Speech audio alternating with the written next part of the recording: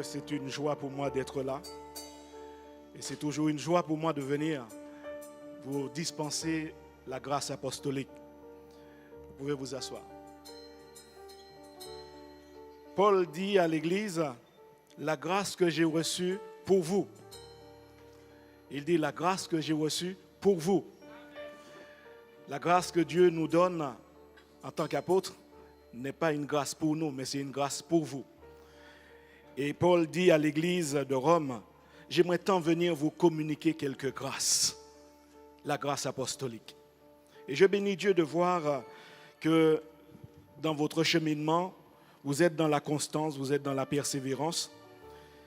Et quand je me suis placé devant le Seigneur pour dire, Seigneur, donne-moi le message apostolique pour ton peuple en ce matin. J'aimerais juste te rappeler une chose. Nous ne sommes pas n'importe qui. Nous ne sommes pas n'importe qui. La Bible dit clairement, la terre est recouverte des ténèbres, et c'est la réalité. Mais sur toi, la lumière se lève. La terre est recouverte de ténèbres, mais sur toi, la lumière se lève. Qu'est-ce que tu vas regarder? La terre ou le ciel? Où orientes-tu tes regards aujourd'hui? Si tu regardes la terre, tu verras ténèbres. Mais si tu regardes le ciel, tu verras la lumière. J'aimerais te rappeler que certes, nous sommes dans un temps de crise, mais pour nous, les enfants de Dieu, la crise est un temps d'opportunité. Ce n'est pas un temps d'échec. Ce n'est pas un temps où nous baissons les bras. C'est un temps d'opportunité. La crise pour nous, enfants de Dieu, c'est un temps de naissance. La femme qui rentre en crise, les douleurs de l'enfantement, elle met au monde un enfant. La crise pour nous est un temps de délivrance. Let my people go. Let my people go. La crise est un temps pour nous d'activer notre écoute prophétique parce que c'est le temps où Dieu parle le plus. Nous devons tous entendre la voix de Dieu, même si nous ne sommes pas tous prophètes, mais nous sommes tous prophétiques. La Bible dit, mes brebis entendent ma voix. Tu ne peux pas ne pas entendre la voix de ton Dieu. Tu dois activer ton écoute prophétique. Dieu parle tantôt d'une manière, tantôt d'une autre. C'est nous qui ne prêtons pas attention. C'est nous qui ne prêtons pas attention. Il parle en songe, il parle en vision, il parle au travers des prophètes, il parle au travers de vos leaders, il parle au travers de la parole, au travers même de la souffrance. Dieu parle. Dieu parle. C'est à nous d'activer notre écoute prophétique pour entendre la voix de Dieu. Quand j'ai entendu l'introduction, cette parole annoncée, qu'elle soit la parole prophétique ou la parole de votre apôtre, je trouve que Dieu est extraordinaire dans sa manière de faire les choses. Parce que le message qu'il me donne pour vous est un message lié à cette saison, sans savoir ce que vous traversez. Mais Dieu me donne à vous parler d'un message que j'ai intitulé « Définir les principes de vie au milieu de la crise ». Définir les principes de vie au milieu de la crise. Autrement dit, comment vivre au milieu de la crise. Comment vivre au milieu de la crise. Derrière cette crise, il y a ce que j'appelle une intention divine. Il y a un plan. Dieu a un plan. Dieu n'est pas dépassé par les événements. Il y a le but ultime de Dieu qui est la fin. Au-delà de la crise, le but de Dieu, que poursuit Dieu, c'est la fin. Rappelez-vous que nous sommes étrangers et voyageurs ici-bas. Nous ne sommes pas chez nous. Nous ne sommes pas chez nous. Si tu acceptes Christ comme sauveur et comme maître, tu dois te rappeler qu'il a dit, je vais vous préparer une place. Et lorsque je m'en serai allé et que je vous aurai préparé cette place, je reviendrai, je vous prendrai avec moi, afin que là où je suis, vous y soyez aussi. Nous ne sommes pas chez nous ici. Dieu est en train de nous préparer pour nous ramener à la maison. Nous devons comprendre cela en tant qu'enfants de Dieu. Dieu a un but qu'il poursuit, c'est la fin. Alors même que les choses bouillent sur la terre, nous voyons les événements sur la terre, nous devons toujours nous rappeler que Dieu est au contrôle de toutes choses. Alors qu'il y avait la crise égyptienne, avec Moïse, le peuple qui souffrait, pendant 400 ans, mais ils n'étaient pas égyptiens. Dieu avait dit que vous êtes en esclavage, mais Dieu avait déjà dit que j'ai préparé pour vous un terrain, une terre, un pays qu'on appelle le Canaan. Alors qu'ils étaient en Égypte, mais ils n'étaient pas chez eux. Mais pendant qu'ils souffraient, l'Égypte, l'esclavage, la pression, l'oppression, le ciel travaillait pour le libérateur qui naissait en la personne de Moïse. Personne ne pouvait savoir que, alors même qu'il y avait tant de pression, le peuple priait, la délivrance était déjà dans un enfant qu'on a appelé sauver des eaux. J'aimerais te dire, alors que tu ne vois pas, Dieu est en train de travailler pour ton salut. Dieu est en train déjà de travailler pour notre délivrance.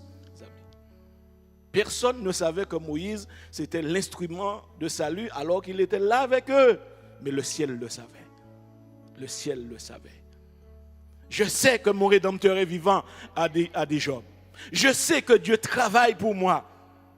Quoi que les autres fassent, Dieu travaille pour moi. Il y a un texte de la Bible que j'aime beaucoup. Il y a des périodes de ma vie où j'ai connu des crises, des combats. Et je me rappelle là, que Dieu m'a amené à lire ce psaume de David, où on dit à David, mais prends la fuite, cours, parce qu'on bande l'arc sur toi. C'est dans le secret qu'on est en train de préparer des pièges pour tirer sur toi. C'est la réponse de David, homme de Dieu qui m'interpelle. David dit, moi, prendre la fuite, mais prendre les ailes de l'aurore pour m'envoler je ne sais où jusqu'au désert.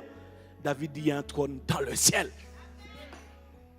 Il y a un trône dans le ciel. Tout ce que tu fais, fais-le, mais Dieu est au contrôle. Il y a un trône. Et s'il y a un trône, c'est qu'il y a quelqu'un qui règne. David dit, je ne m'enfuirai pas. Il y a un trône dans le ciel. Quand l'homme bande l'arc dans le secret, Dieu ne le voit-il pas? David dit, où aller? Dieu est au contrôle de toutes choses. J'aimerais que tu comprennes cela. Ne laisse pas à l'ennemi te voler ton pouvoir d'achèvement. Ne laisse pas à l'ennemi te voler ton pouvoir d'achèvement. J'aimerais que tu comprennes, ça ne sert à rien de commencer, c'est la fin qui est importante. C'est très important de comprendre cela. Quand je regarde dans l'histoire biblique, il y a un homme qui m'a fait beaucoup de peine. Et je me dis que cet homme nous a été donné un exemple pour vous et moi-même, que nous puissions prêter attention. Et l'un des dangers de la crise, c'est de nous voler la capacité de bien finir. Cet homme, c'est Jean le Baptiste. C'est un homme extraordinaire. Quand on lit l'exemple de cet homme, il commence par une dimension de révélation qu'aucun homme n'a su toucher. Il dit, moi, je vous baptise d'eau au milieu de vous, mais il y a quelqu'un au milieu de vous que vous ne connaissez pas, mais qui vient après moi. Je ne suis pas digne de délier la courroie de ses souliers. De manière de la dignité de Christ qu'il parle. Et puis, alors que Jean continue, le lendemain, il voit Jésus qui arrive. Et Jean dit, voici l'agneau de Dieu qui ôte le péché du monde. C'est de lui dont j'ai dit, après moi vient un homme qui m'a précédé, car il était avant moi. Il parle ici de l'éternité de Christ. Je ne le connaissais pas. Mais c'est afin qu'il fût manifesté en Israël que je suis venu baptiser d'eau. Et Jean continue de dire, je rends ce témoignage, j'ai vu l'Esprit descendre du ciel comme une colombe. Un homme qui voit une matérialisation de l'Esprit Saint. Il arrive à voir une matérialisation de l'Esprit Saint. Descendre sur Jésus alors que personne ne voit. Lui le seul, il le voit. Et il dit, celui sur qui tu verras l'Esprit descendre et s'arrêter, c'est celui qui baptise du Saint-Esprit. Et Jean dit, j'ai vu et j'ai rendu témoignage qu'il est le Fils de Dieu. Mes amis, quelle dimension de révélation. Jésus va dire, il y a eu des prophètes. Nous, quand nous lisons, nous parlons des prophètes. Nous aurions tendance à dire que Ésaïe était le plus grand, Jérémie était le plus grand, Ézéchiel. Mais Jésus dit, Jean était le plus grand de tous. Cet homme a baptisé le Messie. Je ne sais pas si vous imaginez la dimension, la connexion qu'il faut avoir pour qu'un homme arrive avec la foule et puis tu dis, toi, tu es le Messie qui est envoyé, attendu depuis des siècles. Viens. Et puis tu dis, mais non, c'est lui. Et vous voyez, l'histoire continue. Jean, quand il voit Jésus, les disciples ont fait une chose que Jean aurait dû faire. La Bible nous dit, Les 2 disciples de Jean l'entendirent prononcer cette parole et ils suivirent Jésus. Les disciples ont compris le message. Ils ont abandonné Jean et ils sont allés avec Jésus. Jean aurait dû arrêter son ministère ce jour-là et puis partir avec Jésus. Parce que lui-même avait dit, il faut qu'il croisse et que je diminue. Lui-même, Jean a dit, quand l'époux est arrivé, le témoin, l'ami de l'époux ne sert à rien. L'époux est là, à quoi sert l'ami de l'époux? L'ami est là juste en attendant que l'époux arrive. Mais Jean dit, mais l'époux est là. Donc l'ami devait disparaître. Il aurait dû tout simplement devenir un disciple de Jésus. Mais non, il n'a pas fait cela. Il a continué à prêcher. Il a continué à frapper. Et à ce moment-là, il s'est trouvé en difficulté. Parce qu'il n'était plus dans son onction. Il était à côté. Il commençait à attaquer Hérode. Et la Bible nous dit, dans l'histoire, Jean, ayant entendu parler dans sa prison des œuvres du Christ, lui fit dire par ses disciples, es-tu celui qui doit venir ou devons-nous en attendre un autre? Il y a un problème. Tu viens de nous dire que c'est lui, maintenant tu dis, est-ce que c'est toi ou c'est pas toi? Il y a un problème qui s'est passé. Quelque chose n'a pas tourné rond à ce moment-là. Jésus va répondre. Il dit, allez rapporter à Jean ce que vous entendez et ce que vous voyez. Les aveugles voient, les boiteux marchent, les lépreux sont purifiés, les sourds entendent, les morts ressuscitent. Et la bonne nouvelle est annoncée aux pauvres. Et Jésus de dire une dernière parole. Heureux celui pour qui je ne serai pas une occasion de chute. Pour Jean, il dit cela. Mais quand nous lisons cette parole, il y a 2 mots très importants ici. Heureux, makarios en grec. Chanceux, béni, vénard, en marche, est celui pour qui je ne suis pas une occasion de chute. Occasion de chute, le mot scandalon, le verbe scandalo, ou encore scandalizo, c'est-à-dire faire trébucher, empêcher d'arriver à son accomplissement. Tu peux être pour quelqu'un une occasion de chute. C'est pourquoi Jésus a dit, malheur à celui par qui le scandale arrive. Nous lisons scandale, mais c'est le verbe scandalizo qui est employé. C'est le verbe ici, occasion de chute. Dire si tu fais trébucher quelqu'un, alors qu'il marchait bien dans son cheminement avec Dieu, et tu fais comme si tu lui donnes une sorte de coche-patte, quoi. Tu le fais tomber en cours de route. Jésus dit, il vaudrait mieux pour cette personne de se jeter à la mer avec une corde, disparaître, quoi. Jean a perdu quelque chose en cours de route. L'ennemi lui a volé son pouvoir d'achèvement. La prison, l'épreuve. Vous savez, bien-aimés, Paul s'est retrouvé dans les mêmes circonstances que Jean. Paul est en prison à cause de sa foi. Paul et Silas. Paul prêche l'évangile. Paul prie et chante les louanges de Dieu en prison. Vous avez compris, il y a une différence? Tout le monde traverse des épreuves. Et nous en aurons tous. Que vous le vouliez ou non, les épreuves, vous n'avez même pas besoin de les commander. Eh bien, ils vont venir naturellement. Maintenant, il y a 2 postures possibles face aux épreuves. Soit l'épreuve va vous écraser, comme nous voyons avec Jean le Baptiste, ou soit l'épreuve sera pour vous une opportunité, comme dans le cas de Paul et de Silas. Paul se retrouve en prison, il n'a pas commencé à pleurer pour dire « Seigneur, j'ai prêché, on m'a jeté en prison, pourquoi suis-je en prison ?» etc. Paul a commencé à prêcher l'évangile en prison. Le geôlier s'est converti. Les prisonniers se sont convertis. Paul a commencé à louer Dieu dans la prison, à chanter les louanges de Dieu. Les choses ont changé. Vous savez, un grain de sable, si vous mettez ce grain de sable dans l'œil de quelqu'un, ça va irriter les yeux de la personne risque de frotter les yeux jusqu'à perdre l'œil.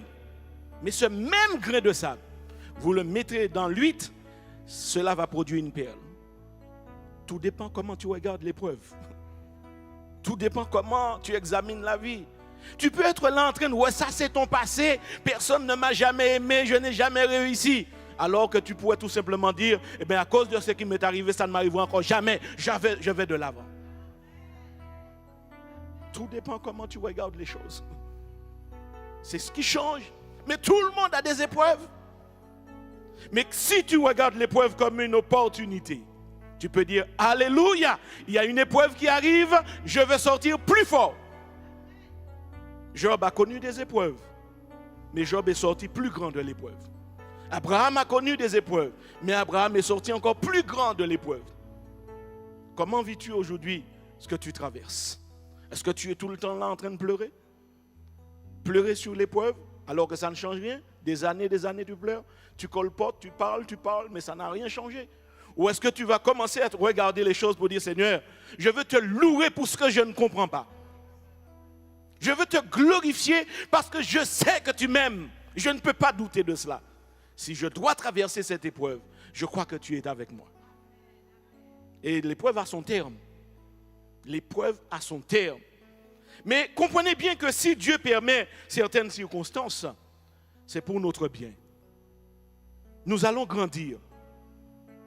J'ai béni Dieu de toutes les personnes que j'ai rencontrées, bonnes ou mauvaises, dans ma vie.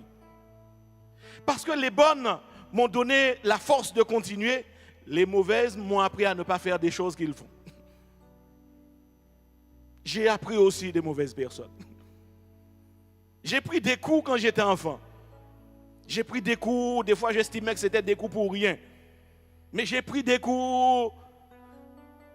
Mais quand j'ai grandi, je dis Seigneur merci, heureusement que maman m'a donné des coups, je n'ai jamais fumé de drogue, je n'ai jamais fait de bêtises, et heureusement que maman m'a donné tout ça des coups. Et j'aime ma mère. Tous les jours je l'appelle. J'aime ma mère. Quelqu'un a dit tout dépend comment tu regardes les choses. Hein. Si tu regardes du bon côté, tu verras le bien qu'il y a dans cela. J'ai béni Dieu pour tout ce qui nous est arrivé. Parce qu'il y a des événements qui sont produits dans notre vie. Si Dieu ne nous avait pas fait passer par ce chemin, vous ne seriez pas là où vous êtes aujourd'hui. Dieu sait ce qu'il fait. Il sait ce qu'il fait. Il sait très bien ce qu'il fait. Je n'aurais jamais été pasteur si Dieu n'avait permis de passer par tout ce chemin par lequel je suis passé. Je n'aurais jamais été pasteur. Mais il a fallu passer par ce chemin pour que je sois celui que je suis aujourd'hui. C'est pourquoi j'aimerais te dire de ne pas laisser les événements de la vie, les circonstances de la vie te priver de ton pouvoir d'achèvement. Trop de personnes abandonnent parce qu'on dit ah oui mais la chose est difficile, c'est compliqué. Ils baissent les bras. Non, continue à aller de l'avant. Continue à faire confiance à Dieu. Parce que Dieu n'est pas un menteur. Ce qu'il dit, il l'accomplit. Une autre personne dans la Bible a été privée de son pouvoir d'achèvement. La femme de Lot. Je ne vous lirai pas l'histoire de la femme de Lot dans le livre de la Genèse. Je vous lirai l'histoire de Lot dans une lecture apocalyptique. Luc chapitre 21 est une lecture apocalyptique. Pratiquement comme l'Apocalypse. L'évangile de Luc, au chapitre 17, il nous est dit clairement ce qui suit. Ce qui arriva du temps de Lot arrivera pareillement. Les hommes mangeaient, buvaient, achetaient, vendaient, plantaient, bâtissaient. Mais le jour où Lot sortit de Sodome, une pluie de feu et de soufre tomba du ciel et les fit tous périr. En ce jour-là, que celui qui sera sur le toit et qui aura ses effets dans la maison ne descende pas pour les prendre. Et que celui qui sera dans les champs ne retourne pas non plus en arrière. Et puis, Luc de nous rappeler cette parole, souvenez-vous de la femme de Lot. Quand il nous dit souvenez-vous de la femme de Lot, d'emblée, l'histoire de la femme de Lot jaillit en nous. Cette femme qui avait reçu l'ordre de ne pas se retourner en arrière, de fuir, d'aller à Storat, la petite ville là, et de ne point regarder en arrière. Mais elle a fait demi-tour en cours de route. L'histoire nous dit qu'elle est devenue une statue de sel. Elle a perdu son pouvoir d'achèvement. J'aime le message de l'ange. Parce que l'ange a dit, sauve-toi pour ta vie. Dans cette affaire-là, il n'y a pas chéri. Il n'y a pas doudou. Sauve-toi pour ta vie. Ne regarde pas en arrière. Certes, tu es appelé à donner toutes sortes de principes, mais il y a quelque chose que tu dois comprendre. Les sentiments n'ont pas lieu d'être dans cette dimension quand il s'agit de la vie éternelle. Jésus va dire une chose.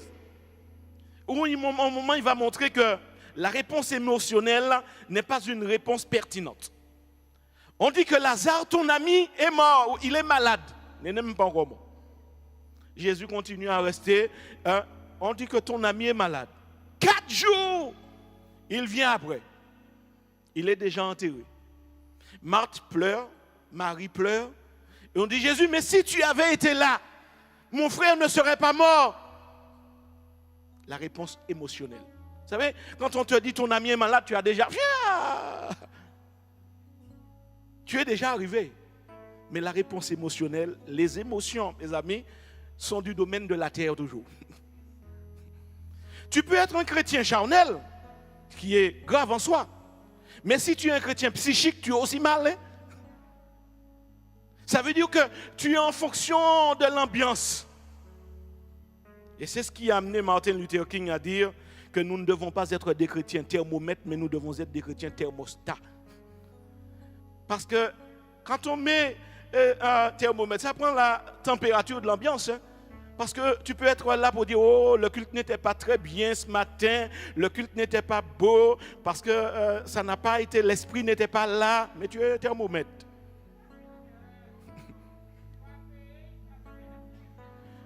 Mais quelqu'un peut dire, oh là là, j'ai vu la présence de Dieu parce que cette personne a su s'adapter pour dire, j'ai pu régulariser ma température spirituelle à ce qui m'est donné.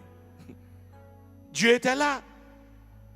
Un autre peut dire, ah c'est telle personne qui prêche, je ne viens pas aujourd'hui. Chrétien thermomètre. Ce n'est pas le messager qui importe, c'est le message qui importe. Frère. Dieu a toujours quelque chose à dire. Même si ce n'est pas l'âne de Balaam, Dieu a quelque chose à nous dispenser.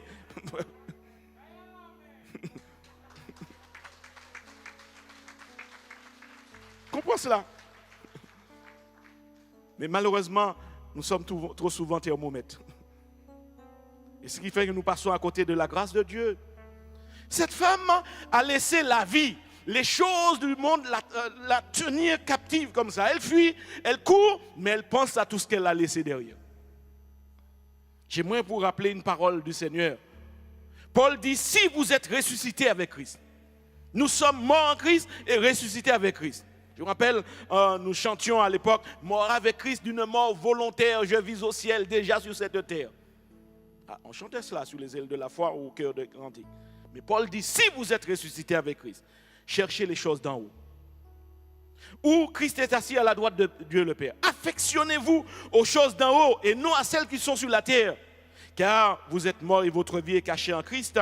Et il est dit quand Christ paraîtra, votre vie paraîtra aussi. J'aimerais encourager les jeunes aujourd'hui en leur disant, nous sommes dans une saison d'opportunité. Si tu dois crier, crée. Si tu dois postuler, postule.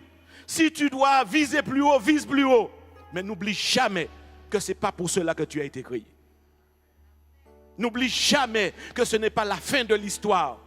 Comme a dit Rick Warren, nous n'avons pas été créés pour qu'on se souvienne de nous.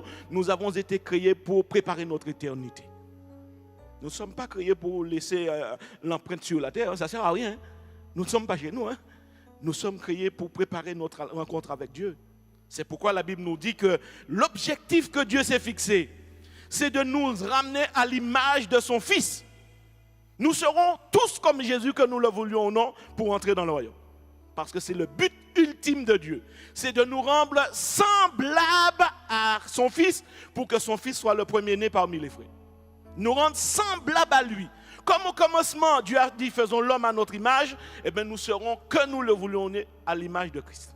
C'est pourquoi Dieu utilise les épreuves. C'est pourquoi il utilise des personnes qu'on estime pas bonnes, mais ces gens-là, eh bien, ce sont des instruments entre les mains de Dieu. Tu pourrais croire que tu es déjà arrivé, que tu es patient, mais tu es patient tant que tu es seul chez toi. Tu es un bon garçon, une bonne femme tant que tu es seul. Mais le jour qu'on te dit oui pour la vie, c'est là que tu te rends compte qu'il y a des choses encore à changer. Dieu utilise ces épreuves-là. Tu pourrais penser que tu es bien, tu n'as besoin de rien, tout va bien, mais parce que sur le compte en banque, il y a au moins minimum 10 000 euros quand il n'y a plus d'argent.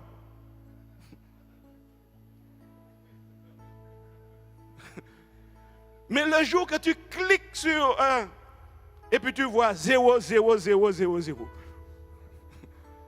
et on est le 15, comment tu vas vivre? Ce n'est pas Satan qui a volé l'argent, hein? C'est que Dieu veut voir aussi comment tu réagis quand il n'y a plus d'argent. Je me rappelle pendant, j'étais à Paris, en stage pastoral, il y avait une sœur de l'église. Je savais tout de suite quand elle n'avait pas d'argent. Elle pleurait, dès que tu la vois en train de pleurer, elle pleurait, elle pleurait. Je lui dis, il n'y a pas d'argent? Il n'y a pas d'argent. J'aimerais que tu comprennes une chose. Si Dieu est ton Dieu, il mérite l'adoration quand il y a de l'argent et quand il n'y a pas d'argent aussi. C'est ça qu'on appelle un enfant de Dieu. Alors des fois, le jour quand il y avait l'argent, elle a commencé à dire, oui, si Dieu me donne de l'argent, eh bien oui, je pourrais lui donner ma dîme. Dieu lui a donné de l'argent. On lui a donné plus de 7 000 et quelques. On n'a pas vu l'argent, hein?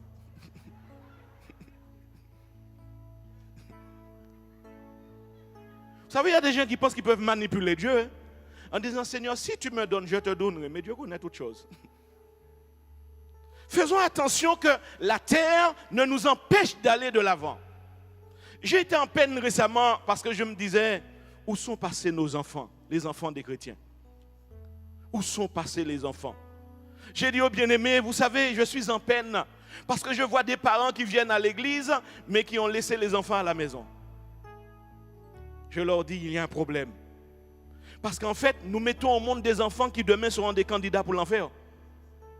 Je me dis que la Bible a dit, enseigne l'enfant dans son jeune âge, et quand il sera vieux, il ne va pas s'en détourner de la parole. Ça veut dire que c'est depuis le berceau qu'il faut commencer à prendre l'enfant et puis l'encadrer, l'entourer de la parole de Dieu. Où sont nos enfants?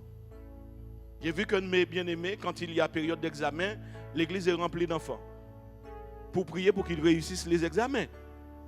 Mais après, on ne les voit plus à l'église. Et puis, quand après, eh ben, on les entend, ils sont partis.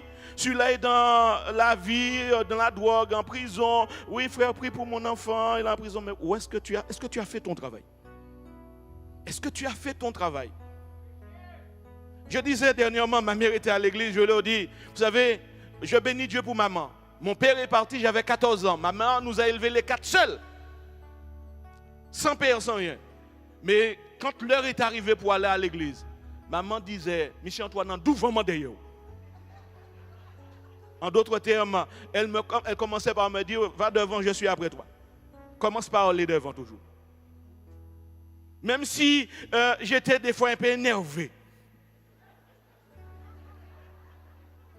Je me rappelle quand on regardait la télé là, avec au nom de la loi, hein, on regarde là un petit film. Hein? Maman arrive et dit, bon, on va prier, elle éteint la télé. Je me rappelle toujours de ces prières que je faisais. Seigneur Jésus, je te dis merci pour la journée passée. Amen.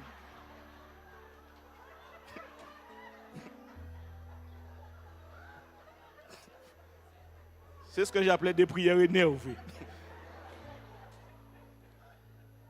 Il y a un Steve McQueen au nom de la loi qui passe là, tu éteins la télé, tu nous dis la prière. Ce n'était pas la bonne manière de faire. Mais maman avait de bonnes intentions. Ce n'était pas la bonne manière de faire. Laissons-nous regarder si McQueen et on prie après. Ça aurait été une bonne prière. Mais tous les 4, nous avons cheminé dans la voie. Aucun n'a dévié. Dieu est là. Maman a fait son travail. Jusqu'à ce que nous soyons nous-mêmes capables d'aller, de faire notre propre choix. Quand un enfant arrive à 16 ans, tu commences à ne plus parler d'enfant. Il est capable de prendre ses propres choix. Mais il y a un moment où les parents ont une responsabilité. C'est de prendre ton enfant, de parler avec lui, de prier avec lui, notamment les pères. Prendre des enfants, prier avec eux, aller participer avec eux, aller à la pêche avec eux, Encouragez-les, faites-les participer à votre activité. Récemment, j'ai fait du vélo. Mon fils a dit, papa, je vais faire du vélo avec toi. J'ai dit, ok, on va faire du vélo. Nous avons pris rendez-vous, nous avons fait du vélo. Pour moi, ce n'était pas le vélo qui est important. Hein. C'est que j'étais en train de tisser quelque chose avec mon fils. Nous faisions du vélo ensemble. On essaie de partager ensemble. On dit, mais tiens, est-ce que tu as compris telle chose dans la parole? On échange. C'est ça, la dimension. Mais quand toi, tu vas à la pêche, c'est ton bateau, c'est thermos, tu ne veux pas être dérangé. Mais même s'il a fait du bruit à aucun poisson, c'est parce qu'il est important, le poisson. C'est de sauver nos enfants. La femme de Lot. La terre, les amis. Certains ont eu, par la grâce de Dieu, le privilège de réussir. Mais ils se sont détournés du Seigneur. Ce n'est pas bien. Si Dieu est celui qui t'a donné la capacité de réussir, n'oublie jamais qu'il est capable de l'enlever aussi. Tout ce que Dieu donne, Dieu est capable de l'enlever. Vous savez, nous aimons souvent dire, l'Éternel a donné, l'Éternel a repris, que le nom de l'Éternel soit béni tant qu'on ne nous a rien pris. Parce que nous n'avons encore rien perdu. L'Éternel a donné, l'Éternel a repris, que le nom de l'Éternel soit béni. Mais le gars qui a dit cela, il avait perdu toute sa richesse. Il avait perdu ses 7 enfants en un jour. Il avait perdu sa santé. Mais qu'est-ce que tu as perdu? 20 € seulement on a détourné sur le compte. L'Éternel a donné, l'Éternel a repris. Il y a une dimension de mort à soi. Mes amis, si tu es enfant de Dieu, tu ne peux pas plaire au Seigneur tant que tu es dans la vie du moi. Tu dois mourir à toi-même. Si quelqu'un veut me suivre, qu'il renonce à lui-même et qu'il se charge de sa croix. La mort à soi. Et j'ai compris que nous avons intérêt à mourir à nous-mêmes. Et j'ai embrassé la mort à soi. Dans le sens que c'est la clé de la productivité. Jésus va dire une chose. Si le grain de blé tombé en terre ne meurt, il demeure seul. Mais s'il meurt, il porte beaucoup de fruits. La mort à soi, c'est la clé de la productivité. Je peux produire des choses. Dieu est capable de m'utiliser. Dieu est capable de me communiquer des choses. Parce que je n'ai plus de préférence. La mort à soi, c'est la mort au moi, c'est la mort à mes préférences. Seigneur, que veux-tu que je fasse? Ce qui m'a encore interpellé, qui m'a amené à accepter, à embrasser la mort à soi, c'est que quand j'entends Jésus, Jésus va dire dans l'évangile selon Jean au chapitre 5e, le Fils ne fait rien de lui-même. Il fait ce qu'il voit faire le Père. Le Fils ne fait rien de lui-même. Il est Dieu, mes amis. Il aurait pu profiter de sa toute-puissance pour faire ce qu'il veut. Le Fils ne fait rien de lui-même. Il fait ce que le Père veut, c'est tout. À plus forte raison, moi qui suis tout simplement disciple de Jésus, je ne peux pas faire au-delà de ce qu'il veut. D'où ma prière, Seigneur, parle pour que je comprenne. Parle, je veux t'entendre. Parce que je n'ai qu'un désir, c'est d'obéir. Qu'est-ce que tu veux, Seigneur? Dis-moi ce que tu veux. À partir de ce moment, je vais pouvoir agir parce que je ne peux pas faire autrement. Récemment, je disais à un frère, j'étais en prière. Après que nous ayons fait une semaine de prière, je lui ai dit, Dieu m'a interpellé. Nous avons fait une semaine, mais Dieu m'a dit, maintenant, en tant qu'ancien titulaire de la communauté, tu dois mettre le sceau, tu dois sceller cela. Je leur ai dit, j'ai pris un temps. J'ai refait toute la semaine de prière. Dieu merci, accompagné de ma femme. Et nous sommes allés devant Dieu pour le jeudi. Seigneur, me voici Antoine Vanitou, l'ancien titulaire de la miséricorde. Me voici le portail de la grâce de la miséricorde.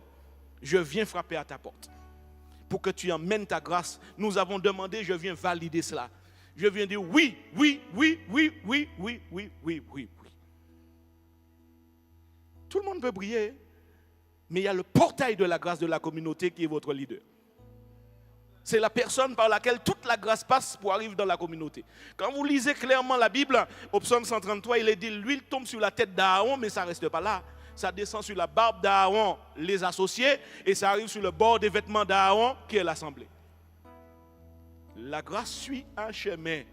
La grâce ne sort jamais d'en bas pour monter vers le haut. La grâce sort toujours d'en haut pour descendre vers le bas. Vous avez vu dans la Bible qu'un enfant bénit son papa? c'est toujours les pères qui transmettent la bénédiction à leurs enfants. Abraham donne la bénédiction, Isaac donne la bénédiction à Jacob, Jacob donne la bénédiction. Vous avez jamais vu que la bénédiction sort d'en bas pour monter? La grâce sort toujours d'en haut et descend. Et j'ai compris cela. Quand j'ai compris cela, j'ai compris aussi quelle est ma responsabilité. Je ne dois pas être un obstacle à l'écoulement de la grâce dans la communauté. Je dois veiller à ce que le portail soit bien gardé, bien ouvert. Et je demandais à tous ceux qui sont avec moi, mes associés, aidez-moi à garder le portail ouvert, hein, parce que ce n'est pas simple. Hein. Quand tu as la tête, ce n'est pas simple du tout. Hein. Tu as des gens qui donnent des coups partout, ce sont des agents de l'ennemi. Mais le diable a dit, frappez le berger et le troupeau sera dispersé. Ce n'est pas simple d'être le portail. Des fois, je dis à ma femme, ah, je crois que vraiment, si ça dépendait que de moi, j'ai laissé ça tomber. Cette affaire de portail-là est difficile. Parce que tu dois supporter. Toutes sortes de choses, parce qu'il faut que toi-même tu sois aligné. Il faut que tu sois aligné. Récemment, je vis un couple, je leur ai dit, mais non, vous n'aurez pas de bénédiction dans votre vie si le mari n'a pas compris le principe que l'homme, le képhalé de Christ, Dieu est le képhalé de Christ, Christ le képhalé de l'homme, l'homme le képhalé de la femme. Si l'homme n'est pas aligné à sa tête qui est Christ et sa femme alignée, il n'y a aucune bénédiction dans la maison. Aucune bénédiction. La grâce sort du haut et ça descend. Un homme qui entend cela veille à ne jamais être un obstacle à la bénédiction dans sa maison. Il fera tout pour être un modèle pour sa famille. Et il va même demander à sa femme de l'aider dans cette démarche. C'est pourquoi la Bible nous dit de ne pas nous laisser attacher à la terre.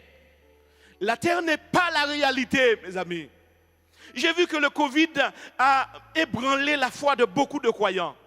Certains avaient peur de mourir. Certains ont commencé à trébucher. Dès qu'ils ont vu quelqu'un et tous s'est éternué. Oh papa.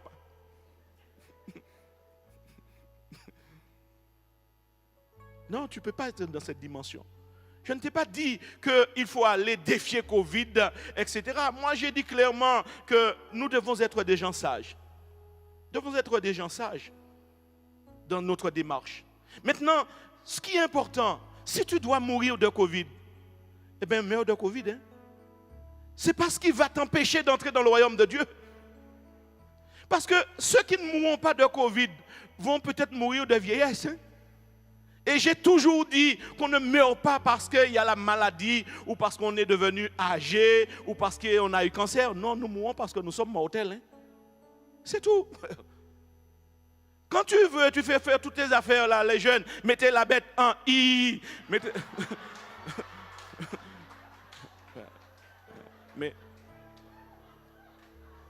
Mais la bête va te mettre quelque part aussi. Hein?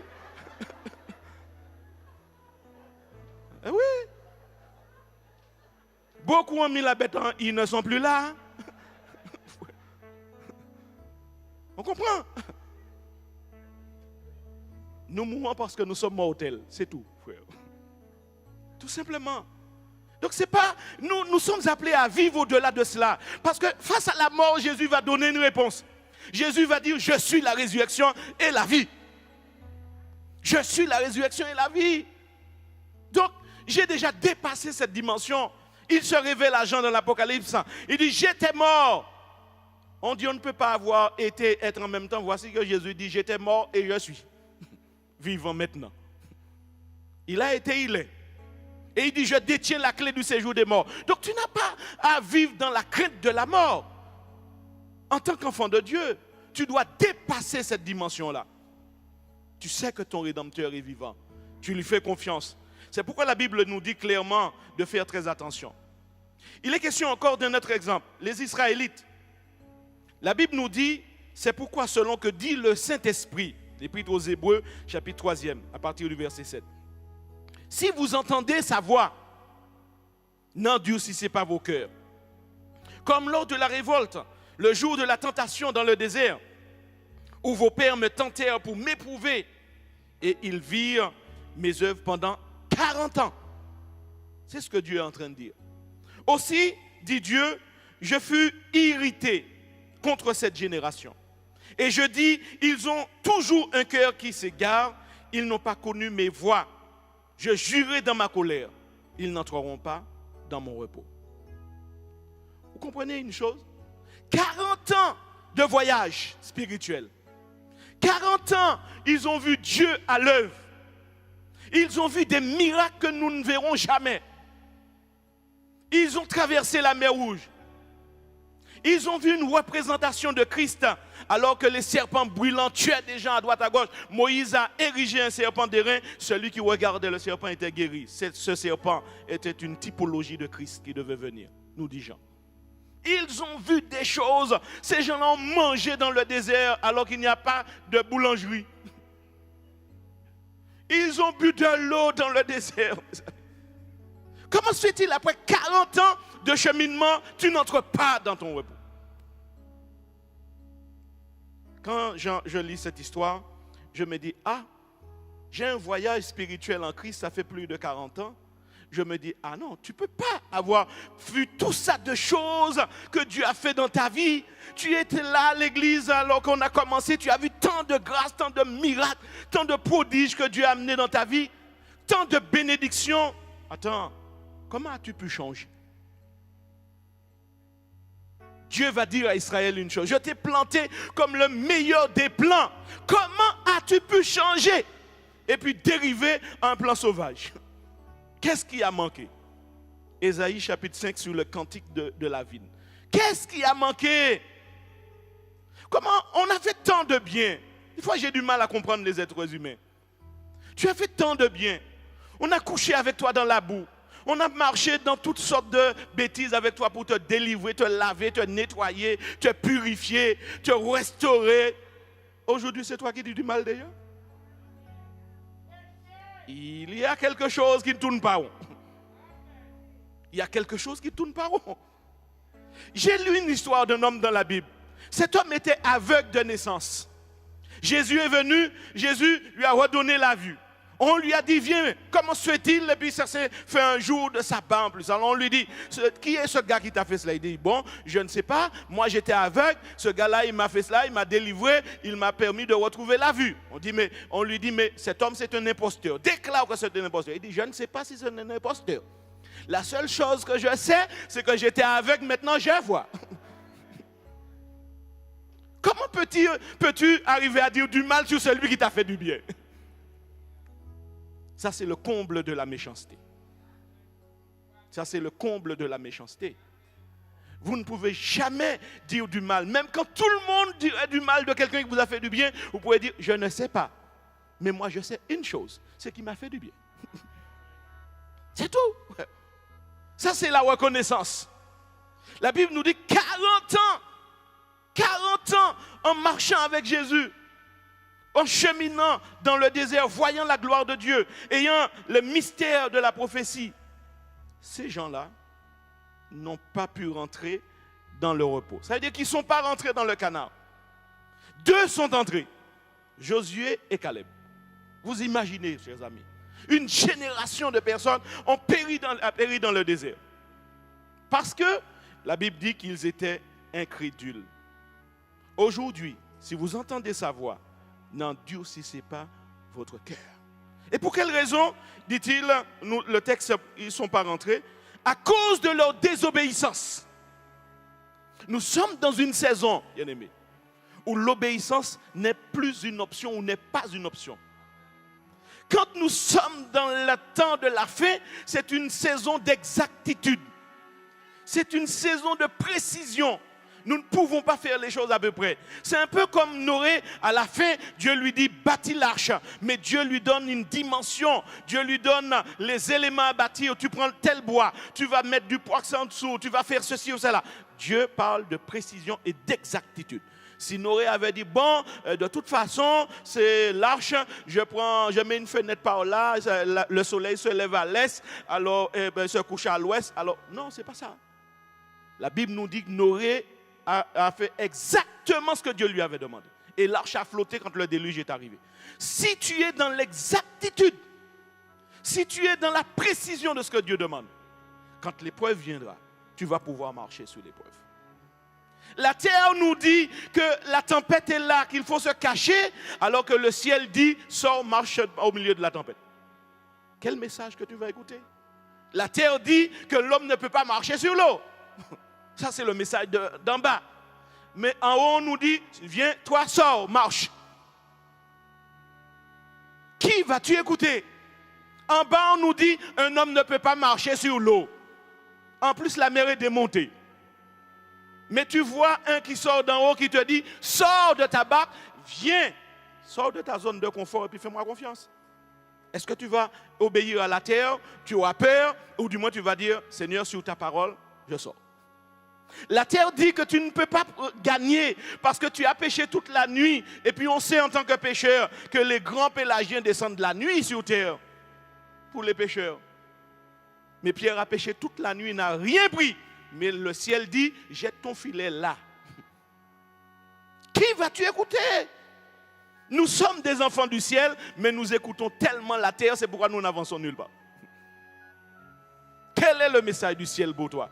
Quand la terre dit qu'à 50 ans, tu ne trouveras jamais de travail, le ciel t'a dit cela? Quand la terre a dit que tu es malade, tu vas mourir, est-ce que le ciel t'a dit ce message-là? Quel est le message du ciel? Je refuse que la terre dicte ma vie. Je veux que ma prière soit, Seigneur, que ta volonté au ciel soit faite pour moi sur la terre. Et non pas que la terre définisse ce que je dois être. La terre doit s'aligner au ciel et non pas le ciel qui s'aligne à la terre. La réalité se trouve en haut et non pas en bas, mes amis. Ce n'est pas ici, ça c'est pas la réalité. Tout ce que nous voyons ici est dans le domaine du créé. Quand la Bible nous parle de constance, nous parle de persévérance, voyez que ces gens-là ont manqué d'obéissance. Paul va dire, ou l'auteur de l'épître aux Hébreux va dire, cette bonne nouvelle leur fut annoncée, mais ça n'a servi à rien. Pour quelle raison? Parce que cette parole n'a pas trouvé la foi chez ceux qui l'entendent dire. C'est-à-dire que la foi, la parole arrivante de Dieu, la parole qui vient de Dieu, doit être mixée avec la foi. Si tu n'as pas la foi, Dieu a beau parler, ça ne va rien changer. Mais si Dieu parle, quand Dieu dit sors, et puis tu vas marcher, si tu crois, tu marcheras. Mais si tu ne crois pas, tu vas t'enfoncer. C'est tout simplement cela. Dieu dit une parole, j'entends une parole de Dieu, la terre dit ce n'est pas possible. Mais Dieu dit tout est possible à celui qui croit. À qui vraiment vas-tu prêter l'oreille? Où vas-tu te tourner? J'ai choisi d'écouter le ciel. J'ai choisi d'écouter le ciel dans tous les domaines. Je demanderai au ciel avant que la terre me dise, que veux-tu que je fasse? Que veux-tu que je fasse? Parce que la parole de Dieu qui arrive, mes amis, certaines personnes vont capter cette parole en partant en disant, maintenant je vais régler quelque chose dans ma vie. Récemment, on a parlé avec des frères et un frère a témoigné qu'il a entendu parler de la procrastination, le fait de remettre tout à demain.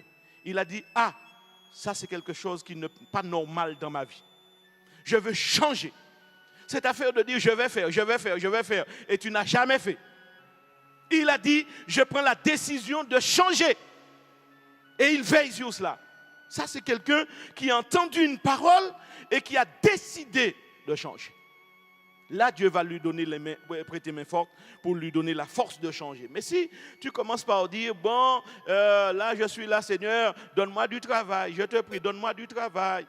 Mais tu ne bouges jamais. Donne-moi du travail. La première chose que je t'encourage à faire, lève-toi à l'heure du travail. Commence déjà par te lever à l'heure où les gens vont travailler. Mais si tu veux du travail et puis tu te réveilles à midi, il y a déjà un problème.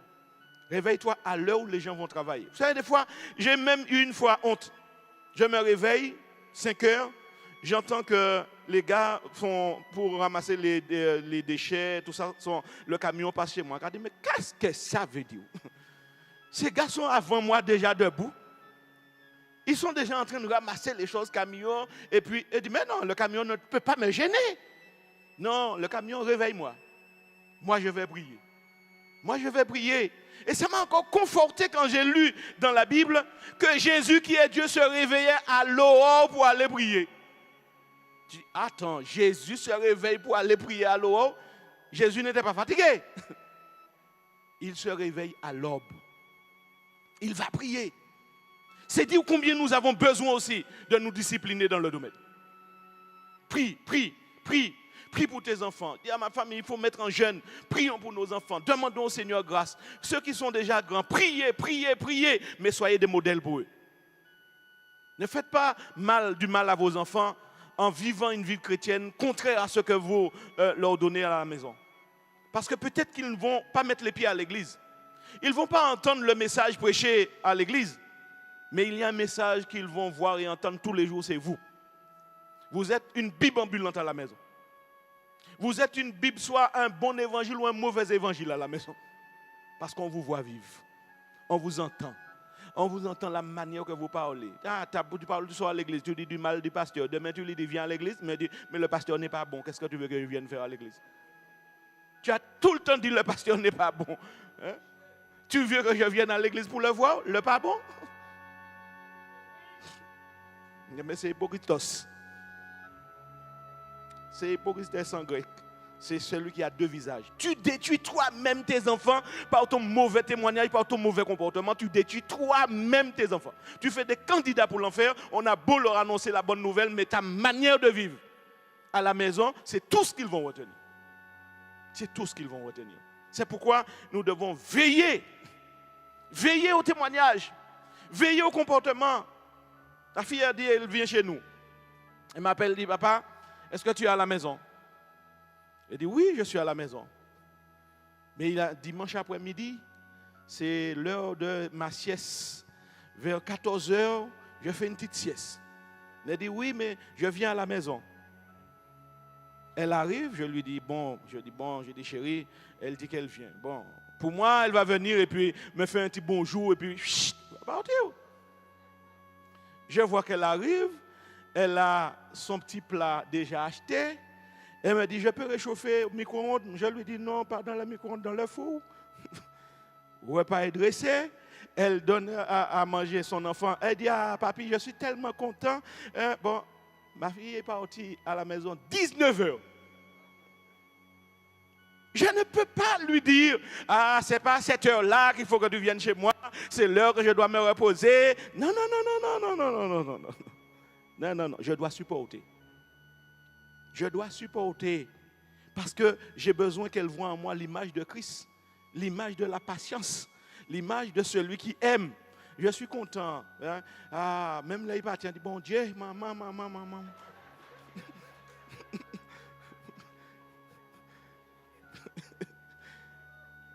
Mais tu dois comprendre que tu dois sauver.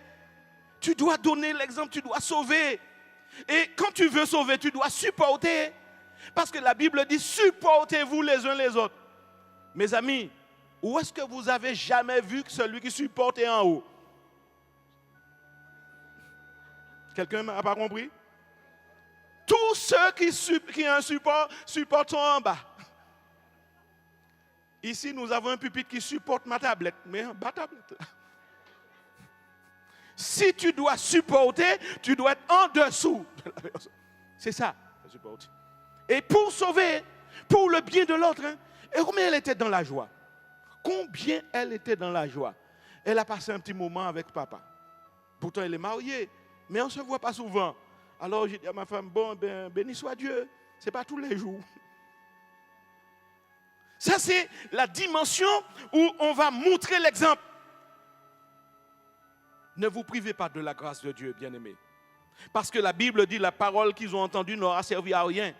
Moi, une parole que j'ai gardée, Dieu m'a dit, la parole que j'ai placée dans ta bouche ne sortira point de la bouche de tes enfants.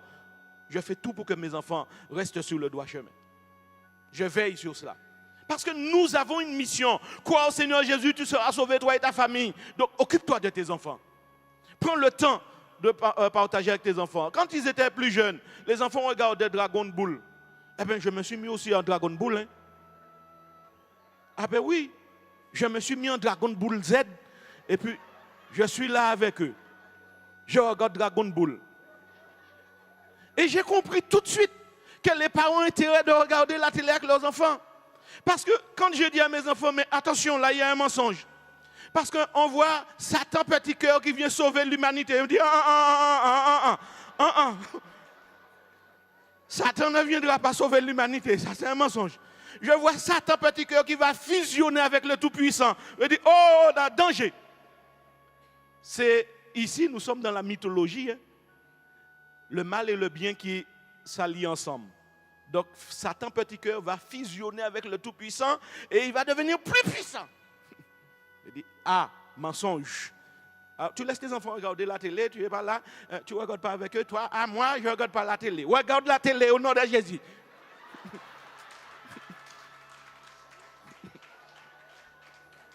Enseigne tes enfants. Prends le temps de regarder avec eux ce qu'ils regardent. Prends le temps de jouer avec eux le jeu qu'ils sont en train de jouer. Parce que là, tu pourras leur enseigner pour leur dire. Après, ils regardent et disent, bon, ça c'est un mensonge. Hein, parce que papa, ils ont vu. Tout de suite, je dis, voici là le mensonge, le piège. Mais si on n'a pas compris, c'est la philosophie orientale, c'est la philosophie qu'on est en train d'emmener petit à petit. Le yang et le yin, hein, on emmène ça petit à petit sous couvert dans les dessins animés. Ça arrive, ça rentre. Tous les dessins animés, c'est sorcier. Peter Pan aussi. Regarde avec ton enfant. Éclaire-le. Participe. Mais l'enfant va comprendre que tu n'es pas là dans des interdits pour dire interdit, tu arrives, tu éteins la télé. C'est pas comme ça. J'ai pris mon fils une fois, nous sommes descendus au Lamentin. Je lui ai dit, tu vois, tous ces gens-là, j'ai même rencontré un collègue, un ami d'école qui se trouve à la Mangrove. Et il m'a dit, Vanitou, j'ai entendu que tu es devenu pasteur. Ne reviens jamais en arrière. Dieu parle tantôt d'une manière, tantôt d'une autre. Le gars dit, je reviens. Je dis à mon fils, tu vois, pourquoi ils sont là? Ce n'est pas parce qu'ils aiment être là. C'est parce que malheureusement, ils ont fumé de la drogue, soit cocaïne ou autre, et c'est ce qui les a amenés là. C'est ce que j'appelle enseigner par l'exemple, enseigner par la pratique. Amener voir sur le terrain. Regarde, c'est ça que ça donne. Je ne suis pas tout le temps après mes enfants pour savoir comment ils vont faire. Je dis, regarde, c'est ce qui a fait cela. C'est ce qui a amené cela. Mais comme on veut penser qu'il faut cacher, vous savez, c'est le principe de nos amis, le Siddhartha Gautama dit, le Bouddha. Eh bien, on l'a enfermé pour l'empêcher de voir le monde se souiller. Mais quand on l'a fait sortir, quand lui il sort, il découvre le monde. Il n'avait jamais su que les gens devenaient âgés. Il rencontre une personne âgée, il dit, eh bien, on devient vieux comme ça. Hein? Il dit, ok. Il arrive à côté, il voit des boches. Il dit, ça existe. Mais il avait vécu toute sa vie enfermé. Pour les parents, c'est la sécurité. Mais quand tu ne veux pas permettre à quelqu'un de voir ce qui se passe, la personne sait mieux que toi. C'est à toi d'être vigilant. Lui, il est entré à rechercher l'illumination pour pouvoir comprendre. Maintenant, je finirai en vous disant qu'il y a 3 choses au moins pour traverser la crise. Choses indispensables. La foi est indispensable pour traverser la crise. La Bible dit, mon juste vivra par la foi. Mais s'il retourne en arrière, je ne prends pas plaisir en lui. Je ne sais pas si tu entends ce que Dieu est en train de dire. Mon juste vivra par la foi. Mais s'il retourne en arrière, mon âme ne prend pas plaisir en lui. Ça, c'est le pouvoir d'achèvement. Il ne faut pas laisser à l'ennemi te voler le pouvoir d'achèvement. J'aimerais te rappeler quelque chose, cher ami. Le diable ne pourra jamais empêcher l'accomplissement de la promesse. Il ne pourra jamais empêcher l'accomplissement de la promesse. Dis ça à quelqu'un à côté de toi. Le diable ne pourra jamais empêcher l'accomplissement de la promesse. C'est pourquoi la Bible dit, si la promesse tarde, attends-la, car elle s'accomplira certainement. Satan n'a pas pouvoir sur l'accomplissement de la promesse. C'est à toi de t'aligner et d'être dans le timing divin. Parce que la promesse peut tarder, mais ça ne veut pas dire qu'elle ne va pas s'accomplir. Elle s'accomplira. Et toi, elle doit te trouver dans la foi, en train d'attendre. Parce qu'elle va s'accomplir. C'est ce que Habakkuk nous dit dans son message. Lui, il est assis à son poste et il dit, j'attendrai en silence. J'attendrai. Donc il y a le timing divin. Dieu ne fait pas les choses en notre temps, il fait toutes choses bonnes en son temps. Tu dois être aligné avec le timing divin. La promesse vient, mais il y a un moment où la promesse arrive à un moment fusionnel, un moment où le temps de Dieu, bam, les choses s'accomplissent. C'est toi qui dois être aligné au temps de Dieu. Mais Dieu ne va pas s'aligner à ton temps parce que Dieu n'est pas lié au temps. Le temps fait partie de la création. Le temps est créé. Le ciel, il n'y a pas de temps. Quand tu arrives au ciel, tu es dans l'éternité. Il n'y a pas de montre pour dire il est midi, il est 1h. Non, ça n'existe pas. C'est nous qui estimons, mon Dieu, ça fait déjà 2000 ans. Mais quand tu dis ça fait 2000 ans, Dieu est en train de dire ça fait 2 jours. Dieu est en train de te dire ça fait 2 jours. Donc le temps fait partie du créé. Donc n'essaie pas de laisser l'ennemi te croire que le temps, des fois on est là, l'âge est en train de monter. Arrête de surveiller l'âge. Il y a des gens qui ont l'horloge de l'âge. Et puis, travaille à ta maturité. Travaille à ta maturité. Travaille à ta maturité. Deviens de jour en jour plus mature. Parce que des fois, ce qu'on ne sait pas, c'est que tu n'es pas encore mature, hein, tout simplement. C'est pourquoi les choses n'arrivent pas au moment où ça devrait arriver. Vous ne pouvez pas donner à un enfant qui a 10 ans un fusil à main. Un enfant à 10 ans. Mais cet enfant-là, quand il aura 30 ans, vous ne pouvez plus l'interdire de prendre un fusil. Il est mature. Et ce que j'expliquais à certains frères au sein de notre communauté, je leur ai dit, le fils, aussi longtemps qu'il demeure immature, il ne peut pas hériter. Tant que le fils est immature, il est enfant. Il ne diffère même pas d'un esclave. Parce qu'il est immature. Maintenant, il est fils, mais il n'a pas la maturité. Quand il atteint la maturité, le problème est réglé. Et la maturité, c'est tout simplement atteindre la stature de Christ. Être comme Christ. La maturité. C'est quelque chose d'extraordinaire. J'ai dit récemment chez nous que je redoute même à célébrer les mariages. Je redoute. Je fuis même ça. Dès qu'il y a un mariage, je vois s'il n'y a pas un autre pasteur qui veut célébrer. Je leur ai dit, vous savez pourquoi? Il y a des gens qui veulent se marier, qui viennent demander le mariage, mais ils ne sont pas conscients de l'engagement qu'ils vont prendre. Ils ne sont pas conscients. Et puis vous savez, après ce qu'ils vont dire, c'est apôtre qui m'a marié. Alors ça veut dire, apôtre t'as mal marié alors. Apôtre ne marie personne. Hein. Ce sont les gens qui se marient. Le maire même ne t'oblige pas à venir. Si tu n'as pas dit oui, tu ressors là comme tu es entré. C'est toi qui te maries. Mais les gens ne sont pas matures. Les gens se marient pour des peccadilles ou de mauvaises motivations. Récemment, j'ai un couple là que je prépare au mariage, je leur ai dit, vous savez, si une maison n'est pas bâtie conformément à la parole de Dieu, que vous le vouliez ou non, chrétien ou pas chrétien, il y a des événements qui vont s'abattre sur cette maison. La parabole des 2 maisons. Je le dis, mais celui qui est un homme avisé, qui a bâti sa maison sur le roc, sur la parole, dans l'obéissance à ce que Dieu dit, la tempête va venir, le vent va souffler, la maison va résister. Je dis pourquoi? Parce que la maison est bâtie sur le solide. C'est bâti sur la parole.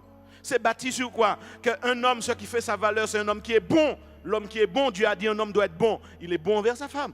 Un homme doit aimer sa femme. Eh bien, il doit l'aimer comme Dieu a dit qu'il faut aimer sa femme. Dieu dit qu'un homme doit honorer sa femme, l'estimer, la mettre en valeur. Eh bien, il faut qu'il estime sa femme. Ça, c'est bâtir sur le roc.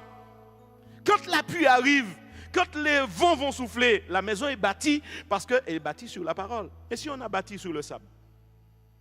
On a bâti sur le sable. Je dis, mon frère, tu sais ce que ça veut dire bâtir sur le sable?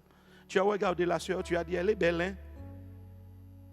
Mais ce que tu ne sais pas, c'est qu'elle est belle pour aujourd'hui, mais dans 50 ans, tu risques de dire qu'elle n'est pas belle. C'est ça ton problème. Et puis tu vas regarder un autre, tu dis, celle-là est belle. Alors que ce n'est pas ce que Dieu est en train de mettre en avant. Dieu n'a pas d'idéal de beauté extérieure, il a un idéal de beauté intérieure. Ce qui est beau pour toi n'est pas forcément beau pour Dieu. Dieu dit, la femme belle selon Dieu, c'est celle qui craint l'Éternel. C'est celle qui craint l'Éternel. C'est ça, il faut comprendre. Alors malheureusement, on recherche, on est sur les yeux, on est sur le regard, et puis après on dit, c'est pas ça. Attends, il ne faut pas se tromper. Comprenons bien que nous devons rechercher ce que Dieu recherche. Alors, quand les gens viennent se marier, je leur dis, est-ce que vous êtes d'accord? Est-ce qu'une femme a compris qu'elle doit bâtir sa maison? Une femme sage bâtit sa maison. C'est qu'il y a une dimension apostolique dans le mariage. Parce qu'on doit bâtir son mariage. Le mariage ne vient pas comme ça. Ce n'est pas parce qu'on a signé, on est marié. Le mariage doit être bâti. Donc c'est un chantier.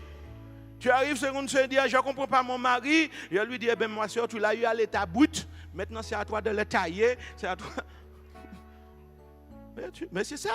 Tu as rencontré un gars, le gars était toujours chez maman. Tu dis, je ne comprends pas, il est chez maman, mais tu savais qu'il allait chez maman. Eh bien, maintenant, tu le prends à l'état brut. C'est à toi de prier, le tailler. Et puis, c'est ça la sagesse. Bâtir sa maison. Mais non, dès que la personne a un petit problème, tout ce qu'on entend à Port-Marie, divorce n'est pas fait pour chien. Prendre la fuite. Ce n'est pas ça qui est important. C'est pourquoi je redoute aujourd'hui de célébrer les mariages. Je ne veux même pas me mêler de ça pour ne pas dire c'est l'apôtre qui a fait. Donc fais tes affaires toi-même. Comme ça, quand ça ne marchera pas, tu vas comprendre. J'ai pris 6 coupes en préparation de mariage. 6. Sur les 6, quand on a fini la session, les 5 sessions de préparation au mariage, je leur ai dit, aucun de vous n'est qualifié pour le mariage. Sur les 6 couples, je leur ai dit, aucun de vous n'est qualifié pour le mariage. On a fini. Des belles paroles, des je t'aime, tout ça. 2 se sont mariés. Parmi les 2 qui se sont mariés, un an après, ça a fini par un divorce. Le deuxième qui a tenu un peu plus longtemps, ça a fini aussi par un divorce. Les autres ont eu la sagesse de dire, mon Dieu, eh ben, je ne vais pas plus loin. Les autres ont eu la sagesse de dire, je ne vais pas plus loin. Comprenez bien, chers amis. Les gens s'imaginent que le mariage, c'est juste mettre la robe, faire cérémonie. Non, ce n'est pas ça le mariage. Hein. Ce n'est pas ça le mariage. Hein. Quand tu as fait toutes tes affaires là, bien boire, bien manger, il faut savoir que quand tu sors là, lundi, la vaisselle est là. Hein.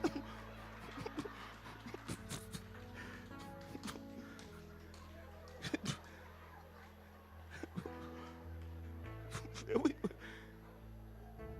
Il faut savoir qu'il y a quelqu'un qui te dit réveille-toi. Hein. Il est l'heure de te réveiller. Il faut savoir que tu as fini, tu as perdu le célibat quand tu es à la maison. Alors j'ai dit ça récemment à ce couple-là, je dis ne me faites pas perdre mon temps. Ne me faites pas perdre mon temps. Si vous avez décidé de vous marier, c'est que vous avez compris ce que vous voulez faire. Mais je n'ai pas envie de perdre mon temps. Si vous me faites venir faire le singe là, oui, bénis-les, bénis-les, et puis dans votre tête vous avez déjà l'intention de fuir, autant ne pas faire ça, mes amis. Je leur ai même dit, mes amis, vous n'avez pas lu dans la Bible que ceux qui choisissent de se marier vont souffrir.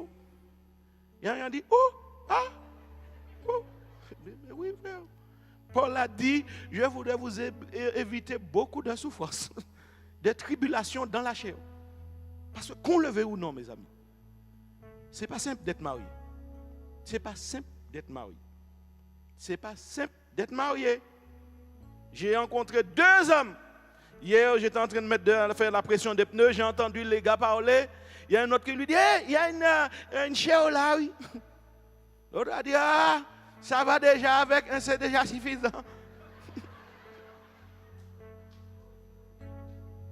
C'est pas simple d'être marié.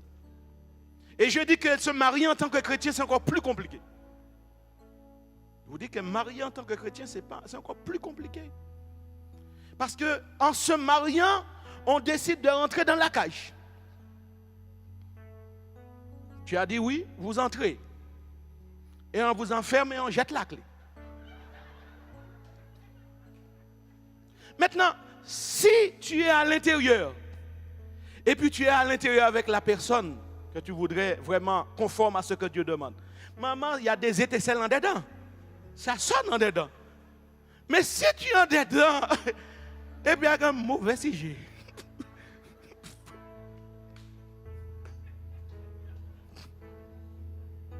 Quand tu es en dedans et puis tu es un mari qui t'aime comme Christ a aimé l'église, qui prend soin de toi, et puis tu es une femme qui prend soin de ton mari, qui fait bien à ton mari, vous ne voyez même pas que vous êtes enfermé. Vous avez la joie tous les jours, hein? C'est ce que Dieu avait voulu pour le mariage. Mais ce n'est pas tout ce qui se vit tous les jours. Hein? Ce n'est pas ce qui se vit tous les jours. Dieu n'avait pas voulu que les gens se marient et soient malheureux. Mais il y a des gens qui sont malheureux dans le mariage. Et qui tiennent parce qu'ils sont chrétiens. Et qui ne sont pas dans la joie. J'ai connu même certains qui ont déprimé. Je suis allé à l'hôpital voir une soeur étant en dépression. Pourtant, elle a épousé un chrétien. Ce n'est pas un païen. Mais elle est en dépression. Ce chrétien vivait une vie de débauche comme pas possible. Mais elle est là, elle supporte ça, elle supporte ça, elle supporte ça, elle supporte ça, elle supporte ça. Ça amène une dépression et puis pression. Ça donne des paroles encore. Mais pour les voir à l'église en train de souffler.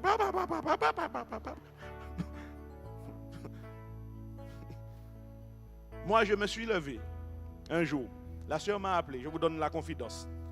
Elle m'a appelé, elle m'a dit, moi, je divorce. Je divorce. Ce monsieur a mis le téléphone de sa femme sur écoute. Moi, je suis pasteur, j'écoute. Je lui ai posé la question, ma sœur, est-ce que quand tu décides de divorcer, tu sauras mener une vie comme cela après? Elle m'a dit, ça fait 10 ans que je souffre. 10 ans que je souffre. Vous imaginez, vous avez épousé un chrétien. Ce n'est pas en boîte de nuit, ni dans un bar que vous l'avez trouvé dans une église.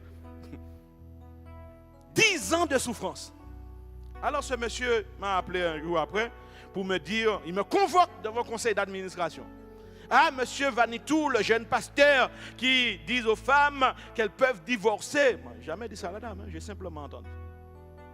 Alors il pensait qu'avec ça, il allait me faire trembler. Alors devant les 10 autres frères dans le conseil d'administration, je lui ai dit, tiens-toi bien, cher ami. J'aimerais te dire une chose. Par rapport à tout ce que ta femme m'a dit que tu as fait subir, si j'étais à sa place, j'ai déjà divorcé.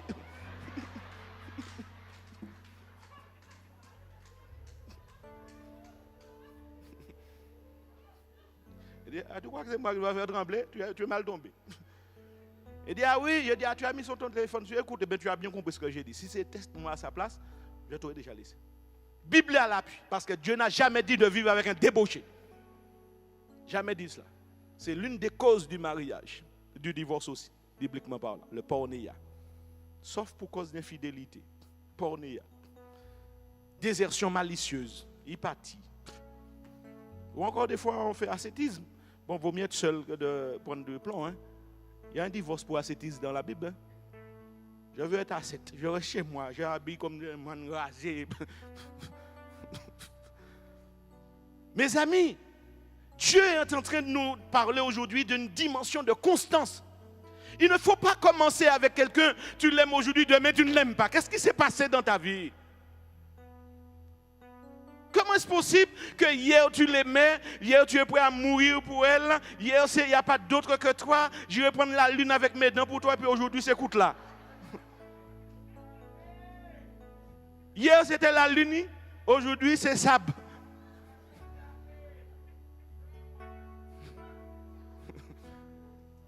Il manque de constance dans ce que nous faisons, bien-aimés. Et quand ce sont des chrétiens qui font cela, ce n'est pas normal. Ce n'est pas normal.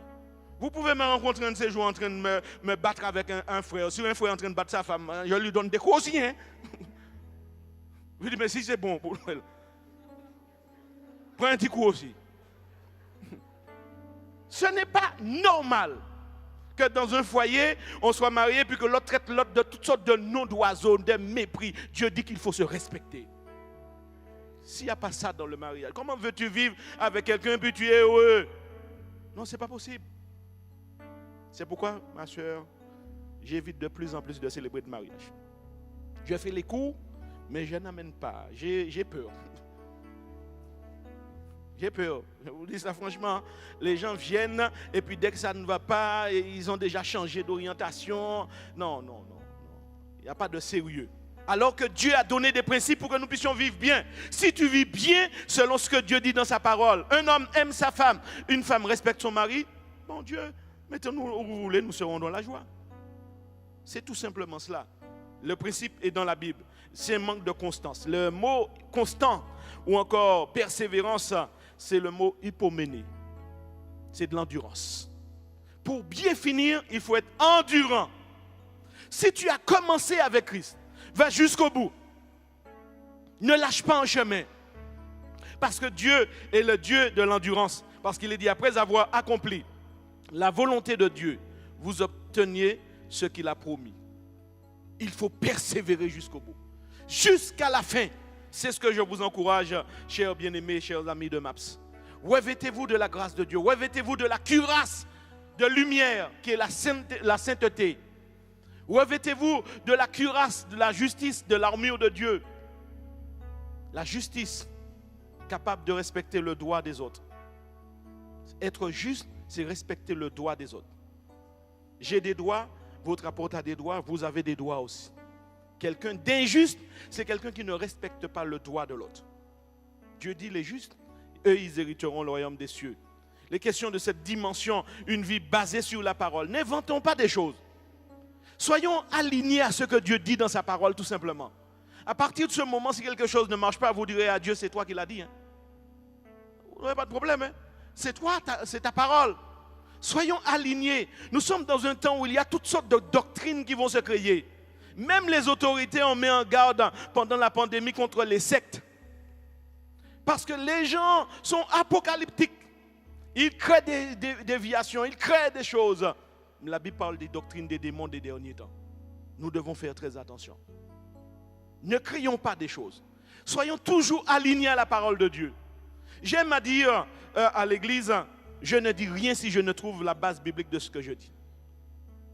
Et même quand Dieu me parle, je me suis surpris une fois où Dieu m'appelle en songe, j'entends Dieu qui m'appelle, je lui dis quel verset? C'est important pour moi. Parce que Dieu, je voulais savoir si une femme m'a posé une question, si elle servait Dieu ou Satan. Mais moi j'ai dit à Dieu, donne-moi la réponse. J'entends Dieu qui me dit, Yasmina Corneille. Moi je lui réponds, quel verset? J'ai compris la réponse. Mais j'ai besoin de la référence biblique. Parce que c'est la Bible qui nous donne la base, la solidité de ce que nous avançons. Bâti sur la parole. La parole est comme lance de piste pour nous permettre de décoller. Aller à droite ou à gauche, nous sommes basés sur la parole. L'ennemi ne pourra pas nous égarer. Ça, c'est très important. J'aimerais juste finir en rappelant que l'obéissance de la communauté est désormais indissociable de l'intention divine. Quand Dieu veut sauver, quand Dieu veut délivrer un peuple, tout le monde doit être obéissant. Tout le monde doit être obéissant. Dieu n'aurait jamais pu délivrer Israël de l'Égypte si le peuple n'était pas arrivé dans une dimension d'obéissance. Parce que quand Moïse vient, Dieu dit, mettez le sang sur les linteaux des portes. Dieu dit de manger avec vêtements de voyage, manger à la hâte. Dieu dit manger des herbes, mais on pourrait dire à Moïse, ah Moïse, tu racontes tes affaires. Moi, je ne fais pas ça. Ça serait un peuple qui n'est pas prêt pour le départ. Mais quand le peuple arrive dans une dimension d'obéissance, et l'obéissance, avant d'être communautaire, est individuelle. Ça veut dire, toi, tu dois commencer à obéir. Parce qu'on va dire, ah, il n'y a pas d'obéissance dans MAPS. Mais ce n'est pas MAPS qui n'a pas d'obéissance, c'est toi qui n'es pas obéissant. Ce n'est pas MAPS qui n'est pas obéissant, c'est toi qui n'es pas obéissant. Parce que si tu commences par être obéissant, eh bien, toute l'Église sera dans l'obéissance. Quelqu'un a dit, si nous voulons voir un monde différent, toi, commence par changer. Commence par changer. Donc, avant que la chose n'arrive à être de la communauté, il faut que chacun prenne la décision de dire, moi, je rentre chez moi. Je répare ce qui doit être réparé. Je rentre chez moi. Je change dans les domaines que je dois changer. Dans ma relation avec ma femme, ma manière de parler à ma femme. Je change ça. Chérie, je te demande pardon parce que je parle mal. Je crie sur toi. Ou à mon mari, pardon. Qu'est-ce qui est chez moi qui ne te convient pas? Qu'est-ce qui n'est pas à la gloire de Dieu? Il peut te dire, ah, tu cries sur moi, tu me manques de respect. Eh bien, je te demande pardon. À partir d'aujourd'hui, je change ce qui doit changer. Je vois mes enfants. Dans quel domaine tu as besoin de moi? Eh bien, j'aimerais que tu t'impliques plus pour l'éducation des enfants. Que tu prennes le temps avec eux. Eh bien, aide-moi dans ce sens-là. Je vais travailler avec eux. Encore quel domaine tu veux bouger? Eh bien, c'est ça, la décision. On ne sort pas à l'église comme on est rentré. On sort avec des prises de décision. Je prends la décision de changer. Tu ne peux pas revenir dimanche prochain comme tu es sorti aujourd'hui. Sinon, la parole, c'est comme les Israélites, ne t'aura servi à rien. Tu auras entendu, ce sera comme du cause toujours, tu m'intéresses. Mais aucun changement. Mais tu n'auras pas la vie éternelle non plus. Hein. Parce qu'il ne faut pas se laisser tromper. Hein. Beaucoup ont pensé qu'ils auront la vie, mais ils ne sont pas entrés dans le repos parce qu'ils étaient dans la désobéissance. Deux sont entrés. Si Dieu n'a pas laissé entrer toute cette génération qui était dans l'incrédulité, dans la désobéissance, Dieu serait injuste de te laisser entrer, toi qui es incrédule et désobéissant. Tu ne pourras pas entrer non plus. Donc veille sur cela. Prends des décisions. Va réparer ce qui doit être réparé. Règle ce qui doit être réglé. Ne laisse pas de non-pardon dans ta vie. Ne laisse pas des querelles, des conflits dans ta vie. Ne laisse pas des situations immorales dans ta vie. Répare, répare, répare. Parce que Jésus peut revenir à n'importe quel moment. Il y a ce qu'on appelle un soudainement. Soudainement. C'est-à-dire, tu es là, nous sommes là en train de parler, soudainement il arrive. Mais si tu n'es pas prêt, tu risques de passer à côté de quelque chose. Soudainement, quand les hommes diront paix, sûreté, soudainement, une crise va s'abattre sur eux. Soudainement. Que Dieu nous aide et qu'il nous garde, qu'il nous bénisse dans cette démarche et qu'il nous donne à nous revêtir de cette dimension de la grâce qui nous est pourvue en Jésus-Christ, sachant que nous ne pouvons pas passer à côté de cela. Dieu attend de moi l'obéissance. Dieu attend de toi l'obéissance. À sa parole, tout simplement. Si nous marchons d'un commun accord, je décide d'obéir, toi tu décides d'obéir, alors Dieu sera glorifié. Dieu sera glorifié, mes amis. Que la grâce de Dieu soit avec chacun. Amen.